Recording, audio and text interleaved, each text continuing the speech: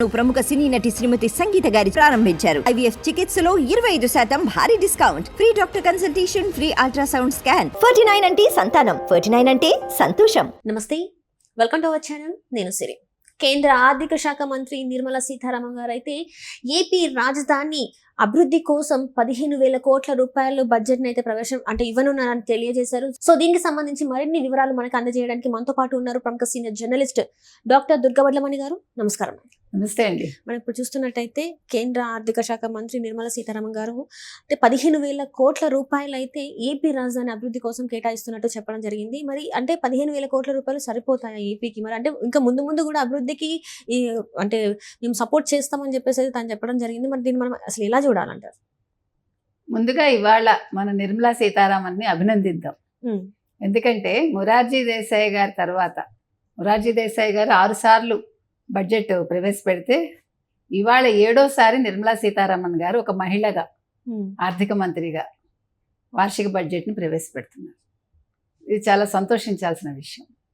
అసలు మొట్టమొదటి బడ్జెట్ ఎప్పుడు ప్రారంభమైంది అనుకుంటే 1947 నవంబర్ 26న అప్పటి మినిస్టర్ అంటే అప్పటి మంత్రి షణ్ముగం గారు ప్రవేశపెట్టారు.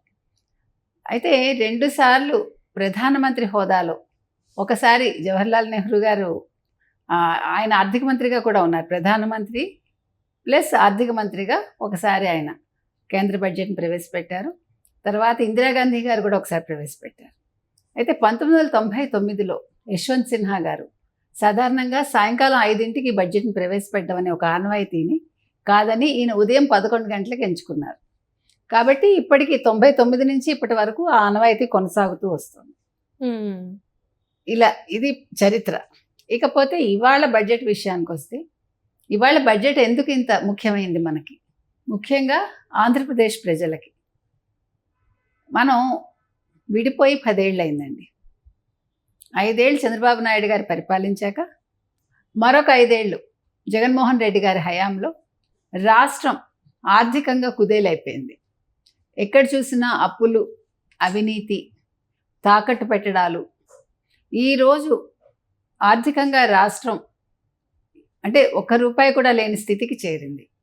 ఈ నేపథ్యంలో 45 రోజుల క్రితం తెలుగుదేశం కూటమి ప్రభుత్వంలో అధికారంలోకి రావడం, 2 సార్లు ఇప్పటికే చంద్రబాబు నాయుడు గారు కేంద్రం దగ్గరికి వెళ్ళి మనకి ఆర్థికంగా మీరు ఆదుకోవాలి, రాష్ట్రాన్ని మీరు ఆర్థిక సాయం అందించాలి, బడ్జెట్లో ఈసారి మీరు ప్రతిపాదనలు పెట్టాలి, ఆంధ్రప్రదేశ్కి ఎక్కువ శాతం మీరు ఇవ్వాలి అని వారు కోరటం జరిగింది. 1,00,000 కోట్లు డిమాండ్ చేశారని అయితే మనకు తెలిసింది. మనం ఒక 25 కోట్లైనా ఇస్తే బాగుంటుందని మనందరం భావించాము. అయితే ఇవాళ నిర్మలా సీతారామన్ గారు ప్రవేశపెట్టిన బడ్జెట్లో ఆంధ్రప్రదేశ్కి 15,000 అయితే కేటాయించారు, 15,000 కోట్లు. ఎందుకు చెప్తున్నామంటేనండి, ఆవిడ ఇంకో మాట కూడా అన్నారు, అవసరాన్ని బట్టి మళ్ళీ ఇస్తాము అని ఒక మాట అయితే చెప్పారు వారు. సో అది ముదావహం, మనందరం కూడా కొద్దిగా మనం ఆనందపడవచ్చు. అయితే గతంలో ఎప్పుడూ లేని విధంగా ఈసారి ప్రధాని మోదీ ప్రవర్తించారు అనే ఒక మాట వస్తుంది. ఏ రకంగా అంటే, గతంలో ఎప్పుడూ ఆయన అంటే మిగిలిన రాష్ట్రాలను పిలిచి మీకు ఏం కావాలి అని అడగడం ఎప్పుడూ జరగలేదు.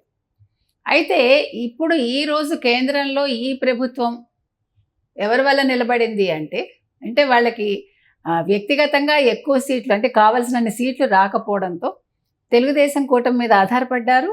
At the same time Nitish Kumar గారి మీద ఆధారపడ్డారు. సో ఈ సందర్భంగా ఆయన అంటే కొంచెం ఆంధ్రప్రదేశ్ ముఖ్యమంత్రి చంద్రబాబు నాయుడుతో చర్చించడం జరిగింది. దీనికి కారణం వాళ్ళకు అవసరం ఉంది కాబట్టి, అది ఉన్న యథార్థం అది. ఇకపోతే చంద్రబాబు నాయుడు గారు ఖచ్చితంగా ఈసారి మాకు పోలవరానికి కావాలి, అమరావతి అభివృద్ధికి కావాలి, ఇట్లా చెప్పుకుంటూ వచ్చారు. ఎక్కడెక్కడ ఎంతెంత కావాలి, దేనికి కావాలి అనేది. సో ముందు అయితే అమరావతి నిర్మాణానికి ఇప్పుడు 15,000 కోట్లు కేటాయించారండి. పోలవరం పనులకి మేము తప్పకుండా సాయం చేస్తామని చెప్పారు. అది కాకుండా హైదరాబాద్ బెంగళూరు కారిడార్ అభివృద్ధిని అయితే చేస్తామని చెప్పారు. ఇట్లా అంటే ఒక తొలి అడుగు పడిందని మనం అనుకోవాలి. ఈరోజు రాష్ట్ర అభివృద్ధికి తొలి అడుగు పడింది. గతంలో జగన్మోహన్ రెడ్డి చేయలేని పని, కేంద్రం దగ్గరికి వెళ్ళి కేంద్రాన్ని రిక్వెస్ట్ చేసుకుని నిధులు తెచ్చుకోవాల్సింది పోయి, మోదీ దగ్గరికి వెళ్ళి మోదీ ముందు మోకరిల్లి నాకు సిబిఐ కేసులు జరగకుండా చూడండి, అని 3000 సార్లు ఆయన ఇంచుమించు అనుకుంటా ఆయన సిబిఐ కేసుల నుంచి తప్పించుకున్నాడు ఆయన, మనకి తెలిస్తే కదా. సో ఇప్పుడు అంతకు భిన్నంగా ఈరోజు చంద్రబాబు నాయుడు గారు వెళ్ళడం, మాకు రాష్ట్ర అభివృద్ధికి మీరు తప్పకుండా మీరు ఆర్థిక సాయం అందించాలని కోరడం. ఎందుకంటే అది కేంద్రం యొక్క అది బాధ్యత. అది ఇప్పుడు విడిపోయినప్పుడు ఆ రోజు కాంగ్రెస్ విధి విధానాలు ఖరారు చేయకపోవడం, తర్వాత అప్పులతో మనకి రాష్ట్రాన్ని ఇచ్చింది మీరు గమనిస్తే.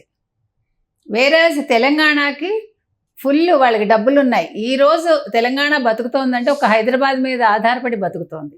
హైదరాబాద్లో వచ్చిన ఐటీ ఇన్కమ్ తోటి బతుకుతోంది. అంటే ఐటీ వాళ్ళు కట్టే ట్యాక్సులు అంతా ఇంత కాదు, మనకు తెలుసు. ఈరోజు హైదరాబాద్ బతుకుతోందంటే ఐటీ మీద బతుకుతోంది చాలా మటుకి. తర్వాత మద్యం ఒకటి, ఇక్కడ ఈ 2 ఆదాయాలతోటి ఇక్కడ ప్రభుత్వం సుఖంగా బతుకుతోంది. వేరే ఆంధ్ర తీసుకుంటే ఈవెన్ మద్యం కూడా మీకు తెలుసు, జగన్మోహన్ రెడ్డి వచ్చాక జే బ్రాండ్స్ వచ్చేసాయని. అయితే మీరు ఈ మధ్యకాలంలో మీరు విన్నవి ఏంటంటే, ఈ జరిగిన తప్పిదాలు ఏవైతే ఉన్నాయో, జే బ్రాండ్స్ మద్యం కావచ్చు, అంటే జే బ్రాండ్స్ మద్యం ఏంటంటే అది దానివల్ల చాలా అనారోగ్యం పాలయ్యారు ప్రజలు, వాళ్ళకి కిడ్నీలు దెబ్బతిన్నాయి, రకరకాల రోగాల బారిన పడ్డారు, ఇవన్నీ మనం విన్నాం. దానికి మొన్న వాళ్ళు ఏం చెప్తున్నారంటే, ఆయన టీ టోటలర్ ఎవరు, జగన్మోహన్ రెడ్డి, అంటే ఆయనకి ఎటువంటి చెడు అలవాట్లు లేవు కాబట్టి ఆయనకు ఆ మద్యం విషయం తెలియదు, మద్యం బాగలేదనే విషయం జగన్మోహన్ రెడ్డికి తెలియదుట, కానీ డబ్బులు దండుకోవడం తెలుసు వీళ్ళకి. అదేవిధంగా ఎక్కడెక్కడ ఏ ఏ శాఖల్లో జరిగిన అవకతవకలు కావచ్చు, అవినీతి కావచ్చు, వారికి తెలియకుండానే జరిగాయి. దానికి ధనంజయ రెడ్డి కారణం, లేకపోతే మరో సజ్జల కారణం, మరో ఎక్స్ కారణం అంటూ వాళ్ళు చెప్తున్నారు. సో నింద వారి మీదకి వెళ్లకుండా వీళ్ళు కాపాడుతున్నారు. సో ఏది ఏవైనప్పటికీ మనకి ఇన్కమ్ లేకుండా వచ్చిన కొద్ది ఇన్కమ్ కూడా సంక్షేమ పథకాలకు వెళ్ళిపోయాయి గత 5 ఏళ్ళు మీరు గమనిస్తే. సో మిగిలింది వాళ్ళు ఏం చేశారు అనేది లెక్కలు మనకి తేలాలి. ఆ లెక్కలు కూడా సరిగా లేవు. మీరు నిన్న చూశారు మదనపల్లిలో ఫైల్స్ కాల్చేసారు. అంటే మనం ఇవన్నీ కూడా మీకు గుర్తుంటే కనుకైతే ఎలక్షన్స్ ముందు నుంచి మనం తెలుగుదేశం ప్రభుత్వాన్ని హెచ్చరించాం మనం. మీరు ఒకసారి మీరు అధికారంలోకి వస్తే ఏ శాఖలోనూ మీరు అలసత్వం వహించకండి, వాళ్ళని నమ్మకండి, ఆ శాఖలో ఉండే ఉద్యోగుల్ని ఫైల్స్ మాయం చేస్తారు అని చెప్తూ వచ్చాం మనం. అదేవిధంగా కంప్యూటర్ డేటా కూడా మాయం చేస్తారు, ఎందుకంటే తప్పులు జరిగాయి కాబట్టి. అందుకే ఇది 2వ నిన్న ప్రత్యక్ష ఉదాహరణ. ఎందుకు చెప్తున్నామంటే, మీరు పై స్థాయిలో ఐఏఎస్ని ఐపీఎస్ని మార్చకపోవచ్చు మేబీ, కానీ కింది స్థాయి ఉద్యోగుల్లో ఇంకా కరప్షన్ ఉంటుంది. వాళ్ళకి ఇంకా వైసీపీ ప్రభుత్వం మీద అభిమానం ఇంకా పోవట్లేదు. ఇది గవర్నమెంట్ గ్రహించాలండి. ఎందుకు చెప్తున్నామంటే, ఇవన్నీ కూడా రేపొద్దున్న ఫర్దర్గా ఏదైనా చర్యలు తీసుకోవాలంటే మన దగ్గర ఎవిడెన్స్ లేకపోతే ఎట్లా? ఇవన్నీ రికవర్ చేసుకోవచ్చు, మనం రిట్రీవ్ చేయొచ్చు, మనం అది సమస్య కాదు, కానీ ముందు జాగ్రత్తలు అవసరం అంటున్నాం. ఏది ఏమైనా ఇవాళ నిర్మలా సీతారామన్ గారు ప్రవేశపెట్టిన బడ్జెట్ కొద్దిగా మనకి అంటే ఆంధ్రప్రదేశ్ ప్రజలకి కొద్దిగా సంతోషం కలిగించింది. ఇది సరిపోదు, కాకపోతే ఒక తొలి అడుగు పడిందని భావిస్తాం. Right thank you so much.